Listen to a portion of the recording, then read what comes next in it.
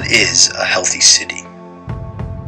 I think in order to have a healthy city, the people living in it need to be healthy. So how do we maintain good health for the people in a city? We can start by lowering pollution rates, making better air quality or water quality. Maybe make healthy food options more accessible to people throughout the city. But there's more to health than just the physical aspects. Psychologists have studied the human mind for decades and have found that mental health is just as important to our well-being as physical health is. So now, instead of just focusing on improving physical health, we have to think of ways to improve people's mental health. In the various studies done by psychologists, it was found that social interactions and the need to be around people is as important to mental health as food and shelter is to our physical health. Without enough food or shelter, we become physically ill. Without enough social interaction, we can become mentally ill.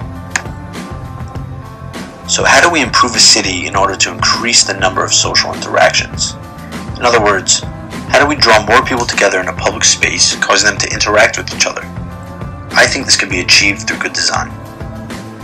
We should incorporate principles like design for human scale, be conscious of our ecological responsibility, design for pedestrianism,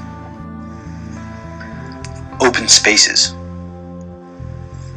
have a community focus, and interesting streetscapes, variation, mixed-use buildings, and a design vocabulary, all while keeping it maintained and safe for the people that are there.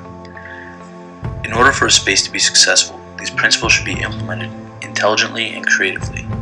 It should be designed in a seamless way so that people feel comfortable and that their social interactions are as much a part of the space as the principles are. Let's take a look at some successful urban spaces. This is Times Square. On any day of the week, there are more people here than most intersections in New York. It is not that they are just walking through. People are staying here for longer periods of time. If we zoom out of Times Square, we see that New York clearly follows a traditional grid layout, but the intersection where Times Square is diverges from that system. The intersection of West 14th Street and 9th Avenue is another example of a successful urban space. This intersection also doesn't follow the traditional grid layout. I'm not saying that these types of intersections make a better space, but I do believe that the intersection presents better opportunity to implement the design principles in a successful way. Amsterdam is one of the most people-friendly cities. They hardly follow the traditional grid system.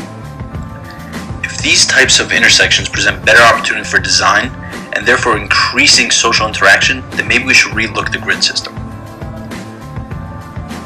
In order to improve a grid system, we have to start with the block. This is a traditional block in a city. Here's my new design. The way the block curves should create an interesting visual for the street. Also, the plots of land that the buildings would sit on should create more opportunity for unique architecture. Here's one example of land separation on the new block with a shared garden in the center. As we put the blocks together and build the grid, it creates unique intersections similar to the ones that we have already seen. As the pattern continues, it creates an unlimited number of these intersections. Each place is presented with equal opportunity to design a successful urban space. The traffic flow is designed to divide the city into these smaller mega blocks, and the closer we get to the center, the more people-friendly it becomes. The meetings between these different types of streets should create unique intersections throughout the city, making the design even more interesting. Traffic should be organized in the same shape as the blocks, but with different levels of traffic flow. The heavy traffic flow will be kept on the outer parts of the grid. These will be multi-lane, two-way highways, similar to the West Side Highway in New York City.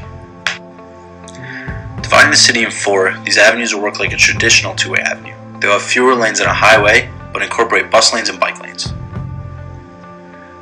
Dividing the grid again, these streets will be even less traffic flow. These will be mostly walkable, with one lane for cars and one for public transportation. One final division brings us to walking and bicycle-only streets. Now, the plan is not to take a city, tear it down, and start the layout from scratch, but implementing ideas like this into new city developments or expansions could enhance the design and improve the social aspect of a city.